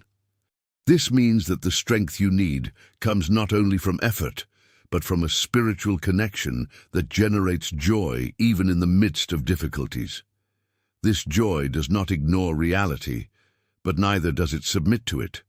Joy in God is a choice that is born of trust. It is deciding to look beyond the present moment and recognize that there is a purpose being driven, even when it is not clear. It is to remember that God is still present, continues to act, continues to sustain, even when everything seems uncertain. And when that joy starts to take up space within you, something changes. Discouragement loses strength, the mind finds balance, and the heart is strengthened. Not because the problems have disappeared, but because you are no longer facing everything in the same way. There is a different energy, a disposition that does not depend on what is happening outside.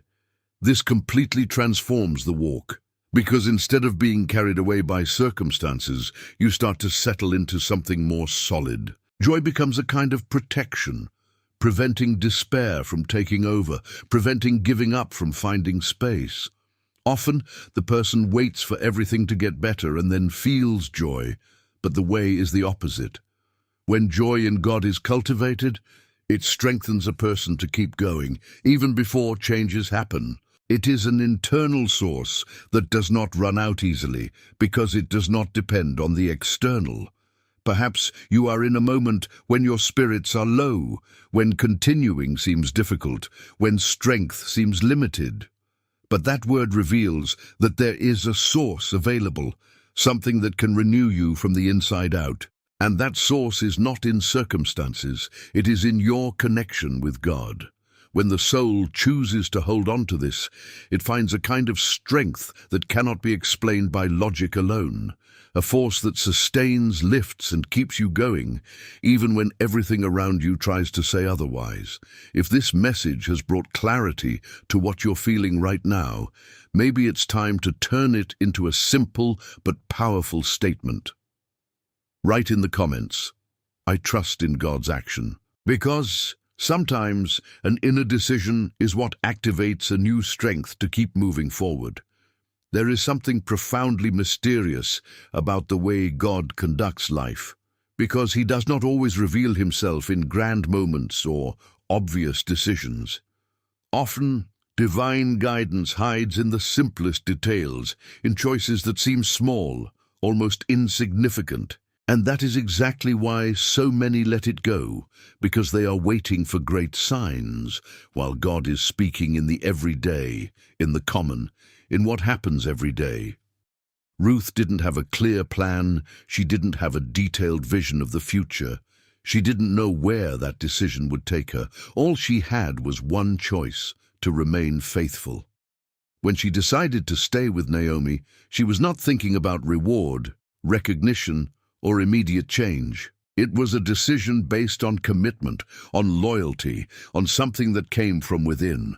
And this is where something profound happens. Because often, God's direction doesn't begin with big revelations, but with small decisions made with the right heart. Ruth chose to stay when it would be easier to leave. He chose to continue when there was no guarantee of anything. And this choice opened a path that she still couldn't see. The word says, by chance he entered the very part of the plantation that belonged to Boaz, Ruth 2:3. This by chance carries a powerful revelation, because what seems like a coincidence is often providence. That which seems random is actually being carefully led by God. Ruth did not know that this field would change her story. I didn't know that this meeting would be part of a larger plan. But God knew, and as she walked faithfully, He arranged the details. This shows that divine direction doesn't just happen in big moments, but in the process, step by step, decision after decision. Many people feel lost because they are waiting for a complete answer, a detailed plan, an absolute certainty. But God often reveals only the next step. And it is in this step that faith is exercised. Because trusting the whole without seeing requires more than understanding, it requires remaining. Faithfulness in the little has a value that is not always perceived at the beginning. Small attitudes, small choices, small positions build a path that, over time, reveals something much bigger. The problem is that because it seems too simple, many fail to value this process. God doesn't need big moves to start acting. He uses what is before you now. It uses the decisions you make today, the paths you choose to take, the way you respond to what seems ordinary. And it is in this place that the extraordinary begins to be prepared. Maybe you're in a phase where everything seems too normal, without major changes, without clear signs. But that doesn't mean nothing is happening. It could mean that God is arranging details that you can't yet see, because, just like in Ruth's life, what seems simple today can be connected to something much bigger. And when the right time comes, you will look back and realize that it was never chance. It was always direction. There are times when pain cannot be explained, only felt. It is when something is lost, when an absence becomes real, when the heart tries to find meaning but only finds silence. And in this kind of situation, one of the deepest questions begins to arise. Where is God in the midst of this? Because when the pain is intense, the sensation can be of distance, as if the suffering is happening alone, without response, without consolation. Mary and Martha knew Jesus. They trusted him. They knew his power. Still, they faced the pain of losing Lazarus. And the hardest thing was not only the death itself, but the time, the waiting, the feeling that something could have been different. This is a feeling that many carry, not only because of the pain, but because of the questioning of why. When Jesus arrives, the scene is already filled with mourning. The tears, the emptiness, the longing, everything is present. And then something happens that reveals one of the deepest truths about God. Before any miracle, before any external change, Jesus approaches pain. He does not ignore, does not minimize, does not rush the moment. He enters it. Scripture says something simple but extremely powerful. Jesus wept. John 11:35. This verse, so short, carries immense meaning, because it shows that God is not indifferent to human suffering. He does not observe from afar. He participates. He feels, he draws near, he shares the weight of that moment. This completely changes the way we see pain, because many times it is thought that God only acts when he solves, when he transforms the situation, when he brings an answer. But before that, he consoles. Before the intervention comes the presence, before the solution comes care. God's consolation does not immediately eliminate pain, but it transforms the way it is lived. When he draws near, the heart finds a kind of relief that does not depend on the circumstances. It is as if, even in the midst of sadness, something begins to sustain inside. Martha and Maria were not alone, even without realizing it at first, and this reveals something essential. God draws near to the broken heart. He does not turn away from pain. He enters into it. He doesn't expect you to be strong. He manifests at exactly the moment when you are most vulnerable. Perhaps there is a pain that you still carry, something that has not yet been completely restored, a loss that still echoes within you. And that word shows that God didn't ignore that. He saw, he felt, he drew near, even if you didn't realize it at that time. Because God's comfort does not depend on explanation, it depends on presence. And when that presence is recognized, something begins to change, even if the situation has not yet been resolved. The pain ceases to be lonely, the weight begins to be shared, and the heart finds a place where it can rest, even in the midst of what has not yet been understood. Living surrounded by contrary influences can be one of the greatest tests of faith, because it's not just about what you believe, but about how you position yourself when everything around you tries to shape you to another path. It's easy to stand firm when the environment is favorable, when the people around you share the same values, when there's no pressure. But the real test comes when God's direction comes into direct confrontation with the system around you. Daniel lived exactly in this scenario. He was taken to a place where everything was different, where the principles were different, where the culture did not reflect what he carried inside him. He could have adapted, he could have given in little by little, he could have found justifications for not taking a stand. After all, no one knew him there, no one would demand fidelity. But what was at stake was not appearance, it was conviction. The decision he made was quiet but extremely powerful. Daniel decided not to become unclean with the king's food and wine. Daniel 1:8. Notice that it was not something imposed from the outside, it was an internal choice. He decided. And this decision reveals that holiness begins in the heart, before any visible action. Holiness is not isolation. It is not running away from the world. It is not hiding. It is to remain firm even though you are inserted in a contrary environment. It's knowing who you are, who you belong to, and not negotiating that, even when it would be easier to give in. And that takes courage, a silent, constant courage, which manifests itself in the small choices of everyday life.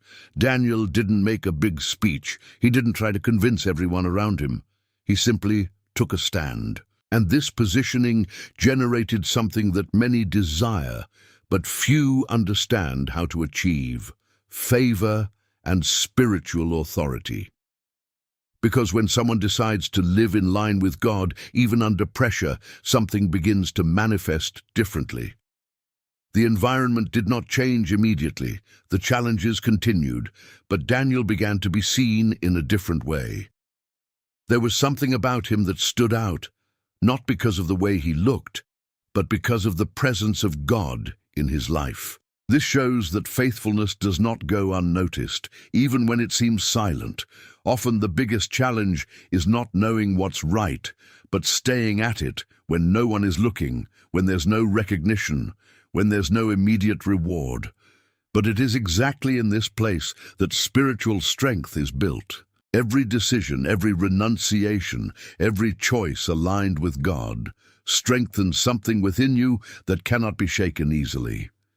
Maybe you're in an environment where keeping your faith seems difficult, where your convictions are tested, where it would be easier to adapt. But this word reveals that it is possible to stand firm, not by its own strength, but by a position that is born from within. In the coming moments, something even deeper will be revealed, something that can bring clarity on how to remain firm even in the face of the pressures you face. Stay tuned, because this may be just what you need to strengthen your walk even more. There are times when fear seems to take over before the battle even begins. It is when the situation seems too big, when resources seem too small, and when everything around points to defeat. The heart races, the mind creates negative scenarios, and the feeling is that there is no way out. And it is exactly at this point that trust in God ceases to be just an idea and becomes a real necessity. Joseph faced such a scenario. A numerous army was coming against him, much larger, much stronger, humanly impossible to defeat. There was not enough military strategy. There was no preparation that would guarantee victory. And in the face of this, fear could have completely dominated. But his reaction was different from what he expected. Instead of relying on strength, he sought God. Instead of acting on impulse, he positioned himself in dependence. This reveals something profound. When the situation is out of human control, the best response is not to try to control more, but to trust more. Because there are battles that will not be won with effort, but with surrender. And then comes a word that changes everything. Do not be afraid or discouraged, for the battle is not yours, but God's. 2 Chronicles 20:15. This statement not only brings relief, it completely redefines the way to face the problem. Because when you understand that you are not alone, that it does not depend only on you, the weight begins to decrease. But Joseph's confidence was not just in words. It turned into action. He did something that seemed illogical to human eyes. He put worshippers at the head of the army. Instead of weapons, praise. Instead of military strategy, worship. This was not weakness. It was faith in motion. This positioning reveals that true trust is not passive. It manifests itself even when it does not make sense. It's choosing to worship when the going is tough. It's keeping your heart steady when everything seems uncertain. And it is exactly in this kind of attitude that something supernatural begins to happen. As they moved forward in trust, God acted invisibly. The battle began to be won without them having to fight the way they imagined. This shows that trusting God doesn't just change how you feel, it changes what happens. Fear loses strength when confidence grows, because fear feeds on the unknown, on uncertainty, on what you can't control. But trust feeds on the assurance that God is in control, even when you don't understand. Maybe there's a battle before you right now that seems too big. something that has generated concern, insecurity, even discouragement. But this word reveals that the way to face this can change completely when confidence changes. Because when you decide to truly trust, something moves, not just within you, but all around you. And what seemed impossible begins to line up in a way you couldn't do on your own. There are promises that seem too distant, almost unattainable, not because God has stopped speaking, but because time has passed and circumstances have begun to say otherwise. This is when reality conflicts with what has been promised, and the mind begins to try to find explanations. Maybe it wasn't for me. Maybe I got it wrong. Perhaps it is already too late. And this type of silent thinking weakens the expectation until the person no longer believes in the same way. Zacharias and Elizabeth experienced exactly this tension. They carried a promise, a deep desire, something that was part of their history. But the years passed, and what once seemed possible began to become unlikely.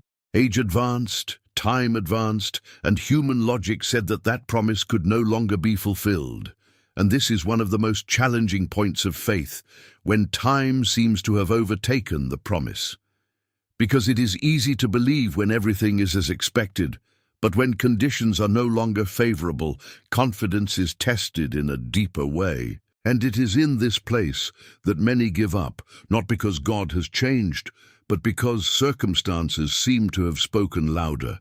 But God is not limited to human time. He does not depend on natural conditions to fulfill what he has declared. And when the moment comes, he does something that surpasses all logic. The promise not only stays alive, it is fulfilled. The word declares something that breaks through any boundary. With God, nothing is impossible. Luke 1:37. This is not just a phrase of encouragement, it is an absolute truth. It means that what seems unfeasible to you is no obstacle to God. That which seems to have lost time is still within his time. When the announcement finally reaches Zechariah, it's not just about the birth of a son, it's about the fulfillment of something that never ceased to exist in God's plan. Even if, to human eyes, it seemed late, to God it was the right moment. This reveals that the promise does not age, does not lose strength, does not wear out over time. Often what looks like delay is just part of a larger process, a process that involves preparation, alignment, and a specific time for it to happen in the right way. Because God doesn't just keep promises, he does it in perfect timing, where everything makes sense, even if it didn't seem like it before. Maybe there's something that God has already put in your heart, something that you believed in, but that over time began to seem distant. And this brought doubts, questions, even a certain discouragement. But that word reveals that what God declared was not cancelled by circumstances, because when God promises, he sustains. When he speaks, he fulfills. And even if everything around says otherwise, there is a greater truth that remains. What God has determined lives on, waiting for the right moment to manifest in a way that you could not produce on your own. There is something that many people have not yet fully realized. The presence of God is not limited to the interior of the believer. It manifests itself around it, transforming environments, changing atmospheres, and influencing everything that is within reach. It is not just an individual experience, it is a reality that expands. And when that presence is honored, something begins to happen that cannot be explained by human effort alone. The story of the Ark of the Covenant in the house of Obed-Edom reveals just that. The Ark represented the presence of God, and when it was taken into that house, it wasn't just an object being placed there. It was the manifestation of something alive, powerful, that began to impact everything around. And the result was not long in coming. The word declares, "The Lord blessed the house of Obed-Edom and all that he had." 2 Samuel 6:11. It wasn't just an area, it wasn't just a detail. Everything was achieved by this presence. This shows that when God is honored, when there is room for him, transformation does not happen in a limited way, it spreads. This completely changes the way we see God's presence, because it is not just about specific moments, isolated occasions, but a reality that can be constant. A presence that organizes what is disordered, that brings life to what is stagnant, that generates peace where there was previously unrest. Often, people seek external change without realizing that true transformation begins with God's presence being recognized and valued. Because when he's in the center, everything around starts to line up. Not magically or instantaneously in all cases, but in a real, progressive and consistent way. Obed-Edom did not do anything extraordinary to human eyes. He just received God's presence in his home. And that was enough for everything to start changing. This reveals that it is not about doing more, but about allowing more. Allow God to occupy space, to be honored, to be recognized on a daily basis. And when that happens, the environment changes. Words change, attitudes change, decisions change. There is a different sensitivity, a clearer direction, a peace that begins to sustain even the most difficult moments. Because God's presence not only accompanies, it transforms. Maybe there are areas of your life that seem stagnant, environments that need change, situations that seem directionless, and that word reveals that God's presence can achieve all of this. Not just a part, but the whole. When you carry that presence, it is not limited to you. It impacts your home, your relationships, your choices. It brings life where before there was only routine. And this does not depend on perfect circumstances. It depends on a heart willing to honor. And as this truth becomes clearer, something even deeper begins to unfold. Because the presence that transforms environments also prepares the way for what is to come. Stay tuned, because what is yet to be shown can make you perceive this presence in an even more intense and real way. There is a part of the spiritual process that few like to face because it requires something that does not always bring immediate return. Perseverance. It's the moment when you do what needs to be done, keep believing, keep moving forward, but don't see clear results. And that's exactly where many begin to doubt, not only about the process, but about themselves. Because the absence of visible results can give the impression that nothing is happening. But Jesus, in telling the parable of the sower, reveals a truth that changes this perception. Not every seed produces at the same time, not every soil responds in the same way, and not every result appears immediately. This does not mean that the seed has no value. It means that the process needs to be respected. The word says, "But the seed that fell on good ground produces 100-fold." Luke 8:8. This shows that there is an extraordinary potential within each seed, but this potential only manifests itself when it finds a prepared environment and when there is continuity in the process. Because planting once does not guarantee a harvest, it is constancy that makes the difference. Often, frustration does not come from a lack of capacity, but from the expectation of quick results. The person plants today expecting to reap tomorrow, without considering that there is an invisible time where the seed is developing. And this time is silent. It does not attract attention, but it is essential. Perseverance comes in right at this point. It is to continue sowing even when you do not see growth. It is to maintain fidelity even when there is no recognition. It is trusting that something is happening beneath the surface, even if the eyes cannot yet perceive it. Because the spiritual process is not immediate, it is progressive. And what grows consistently tends to be stronger, more stable, and more durable. The seed that goes through the right time takes deep roots, and those roots support the growth that will follow. Another important detail is the type of soil. Jesus shows that the outcome does not depend only on the seed, but on where it is planted. This speaks about the heart, about the inner disposition, about the way the person receives, keeps, and practices what has been placed inside him. A prepared heart enhances the result. Maybe you're at a time when you've planted a lot, you've dedicated yourself, you've done what needed to be done, but you haven't seen the result you hoped for. And this can generate doubt, even the desire to stop. But this word reveals that the process was not in vain. The fidelity that you have maintained is creating something that has not yet appeared, but that exists. And at the right time, what has been planted begins to emerge in a visible way. Not randomly, but as a result of everything that has been built so far. Nothing in this life happens without a purpose. And if that word has found you now, maybe it's a sign that you need to keep going. If this made sense in your heart, write in the comments, "I believe, Lord," because declaring this can be the first step to continue steadfast until you see the harvest that has already begun to be prepared. After everything that has been revealed so far, one truth begins to stand out clearly. It's not just about understanding, it's about responding. Every teaching, every story, every principle has shown that God is present, leading, speaking, and acting, even when we don't realize it. And now, this path leads to an inevitable point, where it is not enough just to reflect, it is necessary to stand before Him with sincerity. The word itself confirms this invitation directly and powerfully. "Call to me, and I will answer and tell you great and unsearchable things which you do not know."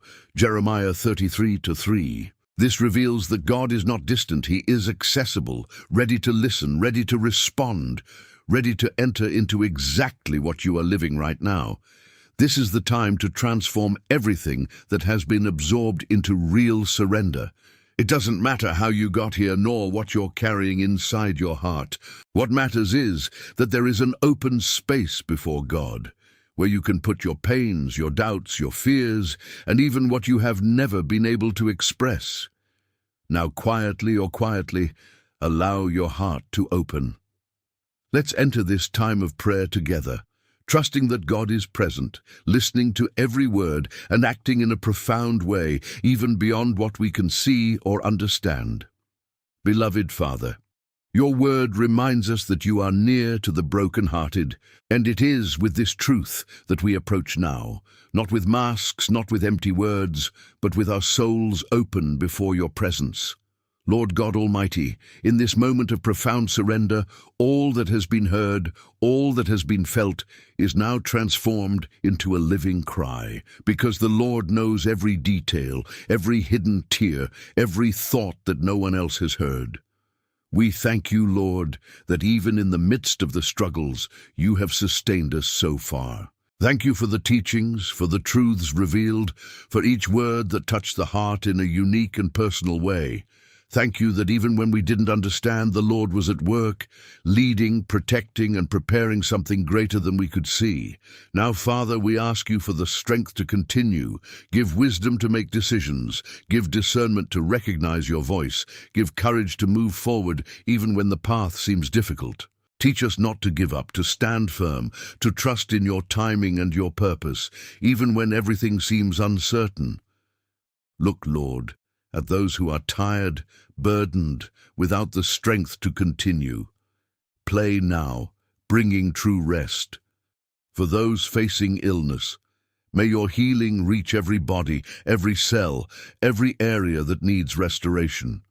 For those who face financial difficulties, it opens doors, brings provision, organizes what is out of place. For families that are broken, it brings reconciliation, it restores bonds, it pours out love where there was pain. And now, in silence, every heart stands before you. Every request, every need, every cry that cannot be said out loud, but that the Lord already knows. Receive, Father, every surrender made at this time. We put it all in your hands, Lord, our fears, our dreams, our uncertainties, what we understand and what we cannot explain. We trust that your plan is perfect, that you are in control, and that nothing escapes your gaze. May your presence be felt now in a real way, bringing peace where there was unrest, bringing light where there was confusion, bringing strength where there was weakness. For it is written that all things are possible to him who believes. And at this moment faith is renewed, hope is rekindled, and something new begins to be established. And may your peace, which passeth all understanding, guard every heart and every mind. May each person rise up different, strengthened, sustained, and filled with your presence. We pray, trusting, surrendering, and resting in the name of Jesus. Amen. After everything you've experienced so far, one truth becomes impossible to ignore. Giving up was never God's plan for you. Every teaching revealed, every story shared, every spiritual principle showed that there is a greater purpose behind every struggle, every silence, and every waiting.